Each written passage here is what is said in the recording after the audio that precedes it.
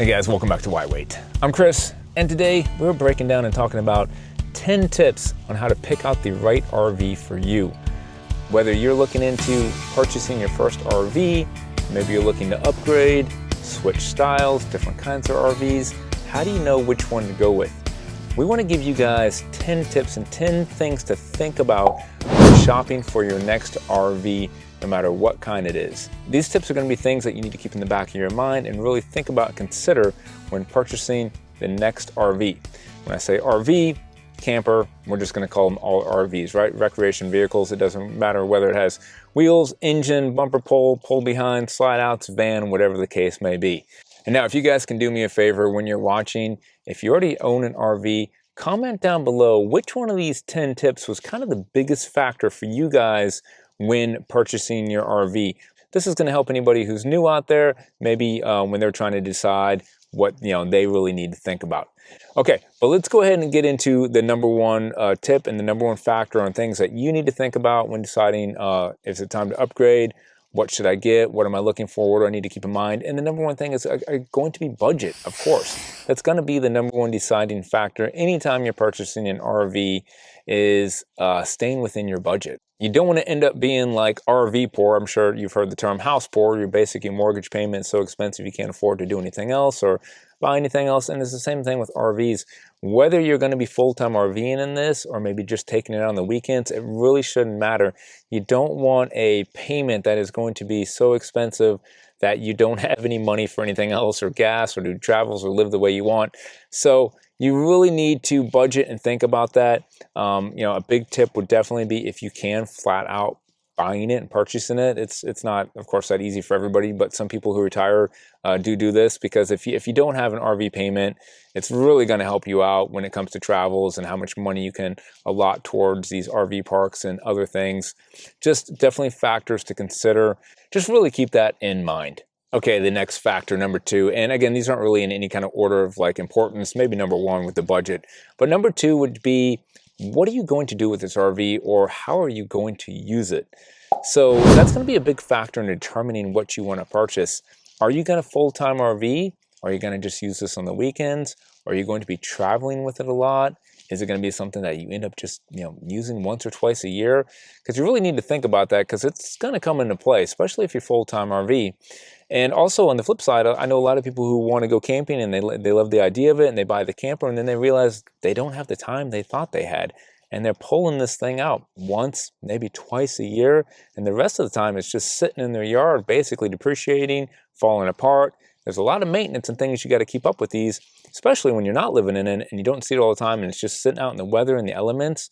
So when you're looking and obviously going to purchase an RV or deciding on that, you need to think about how often am I going to use this or how am I going to use it? And that should really come into play when making a decision on what type, what style, again, how much money do you want to spend on it? Am I going to get the money out of it? Am I going to get the use out of it? So just keep that in mind when you're looking. Okay, number three, and this is a big one, floor plan. Having the right floor plan is going to be really important. As you start to go through these RV shows and you look at these different campers and RVs, lots and lots of floor plans out there, and you got to find what's going to suit you guys the best.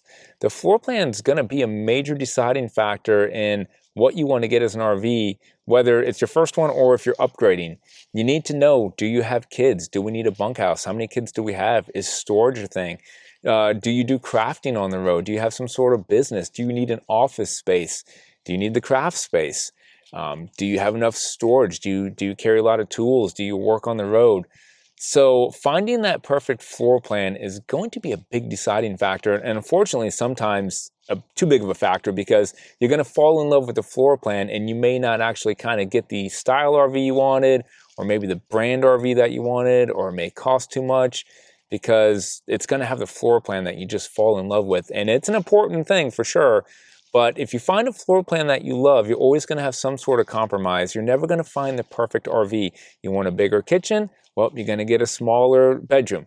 You want, 2 bathrooms? Well, that's going to cut into the living room. These things only get about 45 feet max, most of them closer to 38, 39 foot. There's only so many different ways and floor plans that they can do. You can't have it all. You want 2 bedrooms? Well, that's going to give you usually like 1 2-seat love seat in the living room. So it's all pros and cons. What's most important to you? Think that through. Think about your family. Think about your pets. Think about how you live and what you really are using this for. Whether it's, the TV and entertainment or the garage space, you need a golf cart, and then you got to get a toy hauler, but you want this. So just really go through it, and you may not, find the exact thing that you're looking for, but you're going to have to compromise and just try to find the biggest thing in the floor plan that's important to you. This next one's pretty important. A lot of people overlook it. The towing or driving experience. What experience do you have, and what experience are you looking for while traveling down the road? If this is your first time, it can be pretty intimidating for someone who has maybe never towed a big 40-foot fifth wheel or driven one of these big motorhomes. What are you going to feel comfortable doing? Do you have any experience with this? And if you're looking for something, do you already have a truck? Do you want to buy something that the truck can pull? Or do you want to buy something that can pull your truck or the vehicles you have? It's a big factor when thinking about, even when you go to upgrade. We went from the Solitude, we had an F450. We wanted to go to the Class A motorhome, but we knew that pretty much meant selling the truck as well. Now, we could have towed the F450 behind the motorhome. That doesn't really make sense as the big diesel truck for your daily driver. So your vehicles are going to come into play, the vehicles you already have or the vehicles that you want to purchase. I'm sitting in the Jeep right now because I had to purchase it because it's one of the few vehicles that we could flat tow behind the Class A. And again, you have to know what are you going to be comfortable driving on the road. Maybe see if you can get out there, and if you have no towing experience, you don't want to jump in too big right away. Or maybe you find out, kind of like I did, we jumped in right away with the big Solitude, and I had no issues with it. I had no problems with it whatsoever. I actually enjoyed the towing day and the travel. But then over time, I realized that I very much prefer the Class A for travel days. It's so much more enjoyable for us. Lots of factors, but I think your experience of driving and towing these things comes into play, or lack thereof, and all things you need to consider when looking at purchasing the new RV, or again, upgrading to a different style. Would be what brand and quality. Things you need to really think about and do your research. As we all know, at least those of us who've been RVing for a while, we know that good quality RVs can be hard to find, and it's going to come into play. Are you comfortable with fixing things, doing repairs and maintenance? If not, you might want to try to find the real high quality one, because it's just sometimes less headache and less to take care of. Are you a good handyman? Do you not mind tinkering? Are you pretty good with projects and things like that? So you may feel more comfortable, buying a brand name that maybe doesn't have as good of a reputation, but you're not too worried about it because you can handle it. A lot of experienced RVers are going to tell you that they're all the same. It doesn't matter what you buy, they're all going to have their issues. And that's true. If you're buying a $20,000 travel trailer or a $1 million motorhome, they will have a lot of the same issues. But let's also be honest, there is a huge step up in quality, build design, and things like that, quality craftsmanship on certain companies. And obviously you kind of do get what you pay for. If you're taking out once or twice a year, hey, who cares, right? You're not taking out that much. It's not on the road that much. I'm driving it down to my lake 50 miles each year. You're putting 10,000, 20,000 miles on the road each year, well, then that's something you need to think about. You're putting a lot more wear and tear on it. You're going to want that quality and that build construction and a better name. Now, I can't tell you guys which way to go with this. We originally went with Grand Design. This was back around 2017, 2018, where they were really known in the industry as a higher kind of quality and company. We all know that has changed over time. There's been a lot going on with that and these frames. I don't want to get into that whole thing, but keep it in the back of your mind, because it's a big one and it's an important one, and you don't want to get stuck with a lemon or one of these campers out there that are just known for real poor craftsmanship and quality. Okay, next up, how are you going to travel? And this will come into play on what's kind of important to you. Are you going to be more stationary? Let's say you want a full-time RV. When we full-time RV'd in the beginning, we weren't traveling all the time. We were really staying like 4, 5, 6 months at a time, more stationary, doing seasonal sites. So we weren't on the road as much. That'll come into play. I don't want to get a Class A motorhome and spend a bunch of money on a diesel engine that is going to be parked for 6 months at a time. If you are going to be more stationary, doing like the fifth wheels, and sometimes those make more sense because they tend to have a little bit more room inside and bigger floor plans and more space. So keep that in mind. Are you going to be traveling weekly? Are you going to be out on the road constantly? well, then you probably want the comfort of travel day, and you probably do want to go with like a Class C or a Class A. Do you got the big family? Is it just you and a spouse, so you can go smaller with these? Something to think about, and you may change over time like we did. We recently, again, just swapped out from the Solitude to the Class A because we were going to be hitting the road more, and we have been doing more traveling, and we kind of didn't want the headache of hitching up and the fifth wheel and some of the problems that come with the fifth wheels and travel trailers on the road. Let's just be honest, the suspension and leaf springs and axles and tires, all that is not as good as basically getting the Class A's. They are more of like an automobile made on a more of an assembly line with bigger frames that have bigger water tanks that you can fill up all the way on travel days, bigger weight and cargo capacities. So keep that in mind. You want to get the fifth wheel, and you want to travel, you already got the truck, you got the family, but just know that you won't have as much tank capacity, you won't have as much storage capacity. So if you are going to be on the road all the time, you may need to think twice about that and consider those factors, because it will come into play. How are you going to be traveling? That's a big one. And speaking of that, I want to jump back into get it with the towing a little bit. And do you already have a truck, and can it tow the RV that you're looking at safely? Don't listen to the dealers and this and that. Again, do your own research. All the information is out there. You can punch in any truck, year, model, make, and you can find the tow capacity, the payload capacity, and all that. And I want to put a link up to this video right here where we go over everything tow numbers, and we break it all down on how to find that, what's safe, and what are you looking for, and how to do the math to really figure it out. Because a lot of these trucks nowadays, they do have the tow capacity, and that's usually not the problem. Most trucks will pull anything, but can they stop it? Does it actually have the payload capacity when you actually put the weight of that fifth wheel on that? Are you exceeding that when you have all the family and everything else in the truck? A lot of these things people don't think about, and they kind of jump into it, and you're towing illegally and you're towing unsafe.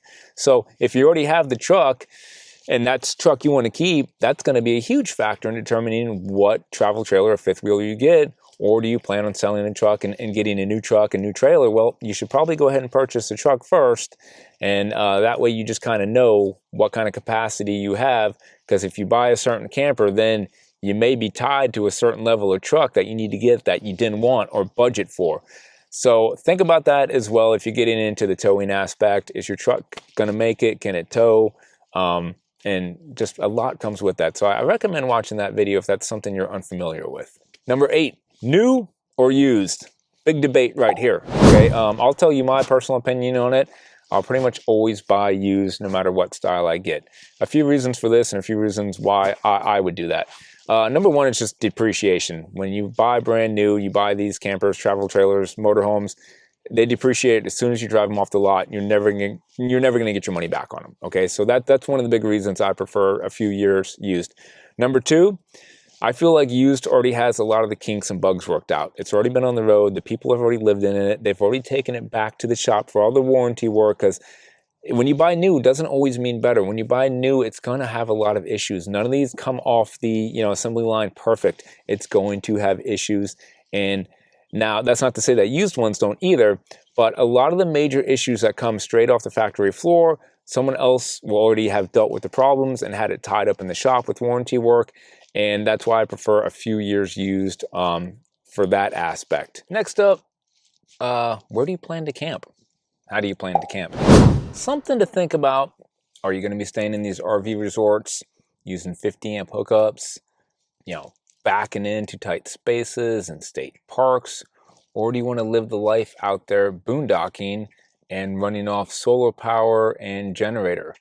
All of those factors will come into play a little bit on what you need to purchase, or at least think about maybe some add-ons that you want, depending on the lifestyle that you want to live as far as where are you going to be parking this thing the majority of the time. Because it will make a big difference on extremely large RVs, getting them into like state parks, maybe some tight RV parks, whether you can take the Class A motorhomes out into some of these boondocking locations. Will you be set up to boondock? How is the water tank space, propane, just lots of things to think about if you're really dead set on RVing in a certain way. And that may be a reason why you are upgrading or changing. When I say upgrading, I mean, getting a new camper if you already have one, because you have realized that I do want to live a different way. I do want to get something smaller because I want to fit into state parks and I want to travel like that because that's where I want to stay. So keep that in mind as well, and that's going to play a deciding factor on what you purchase. Number 10, and the last one, don't be too afraid on picking the wrong RV. Listen, we can go over all this as much as we want, but in the end, you may not really ever know until you do this long enough and you experience the different ways of RVing and all these different types of RVs. Okay, the important thing is get out there, start the life, whether it's full-time RVing or camping, whatever it may want to be. Don't let it hold you back. You may learn you made a few mistakes. That's okay. That's why we can sell them, upgrade, trade them in, whatever it may be. You're not going to always get it right the first time. Life changes, additions to your family come. Sometimes you lose people from your family. The kids grow up and they go on, so now you want to get something smaller. It's going to be a revolving door, changing process. But anytime you switch RVs, just keep all these factors in mind, and hopefully that helps you guys out. As always, appreciate you guys watching, and we will catch you next week.